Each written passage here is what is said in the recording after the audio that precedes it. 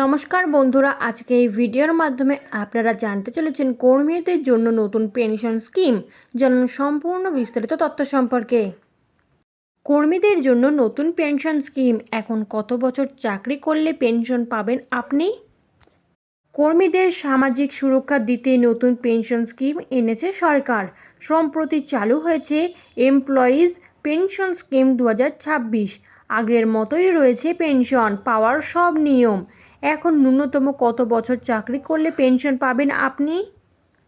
কোন পুরনো স্কিমের পরিবর্তে এই নতুন স্কিম?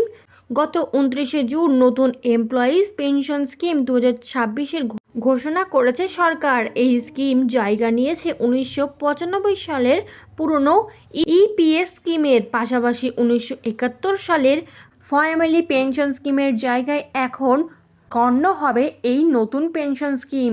স্বাভাবিকভাবেই নতুন স্কিম পুরনো জায়গা নেওয়ার 6 কোটি ইপিএফও সদস্যদের মনে নয়া প্রশ্ন ঘুরপাক খাচ্ছে। অনেকেই জানতে চাইছেন, তবে কি এবার মাসিক পেনশন পেতে নতুন কোনো সূত্র তৈরি করেছে সরকার? নতুন স্কিমে পেনশন পাওয়ার সূত্র কি? কেন্দ্রীয় শ্রম ও কর্মসংস্থান মন্ত্রক এই বিষয়ে স্বস্তি দিয়েছে কর্মীদের। বলা হয়েছে, নতুন পেনশন স্কিম আনা হলেও অবসর জীবনে পেনশন পাওয়ার নিয়মে কোনো বদল করা হয়নি। সহজ ভাষায় আগের মতোই মাসিক পেনশনের নিয়ম মেনে চলবে সরকার। পেনশন পাওয়ার মূল শর্তাবলী: কত বছর চাকরি করতে হবে? এবার থেকে নতুন পেনশন স্কিম অনুযায়ী আপনি ন্যূনতম 10 বছরের চাকরি করলেই আজীবন মাসিক পেনশন পাওয়ার যোগ্য হবেন। 2. কত হবে অবসরের বয়স?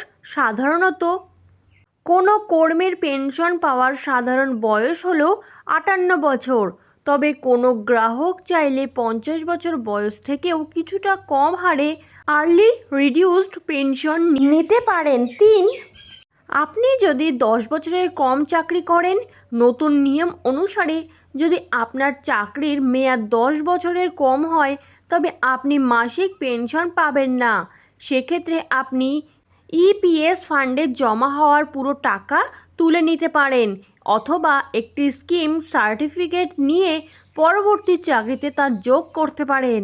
পেনশনের টাকা হিসেব করার সূত্র: মাসিক পেনশন = পেনশনযোগ্য বেতন ইন্টু পেনশনযোগ্য চাকরির মেয়াদ। মনে রাখবেন, এখানে পেনশনযোগ্য বেতন বলতে আপনার শেষ 60 মাসের মূল বেতন, বেসিক পে ও মহার্ঘ ভাতার ডিএ গড়কে বোঝানো হচ্ছে।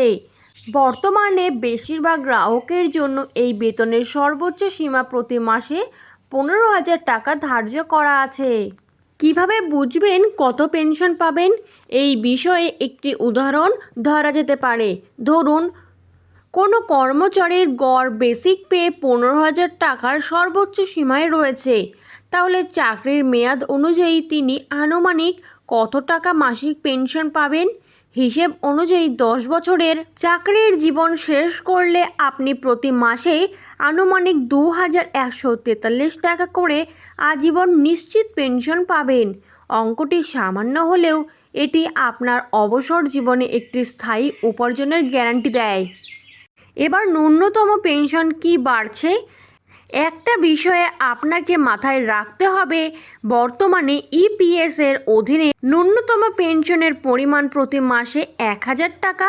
তবে অষ্টম বেতন কমিশনে এই ন্যূনতম পেনশনের সীমা বাড়িয়ে 5,000 থেকে 7,500 টাকা করার দাবি তুলেছে কর্মী সংগঠনগুলি। তবে এই নিয়ে এখনও কোনো সুপারিশ করেনি কমিশন। এরকমই নতুন সরকারের নতুন এবং গুরুত্বপূর্ণ তথ্য সবার আগে পেতে চ্যানেলটি সাবস্ক্রাইব করে বেল বাটনটি প্রেস করে চ্যানেলটির সাথে যুক্ত থাকুন।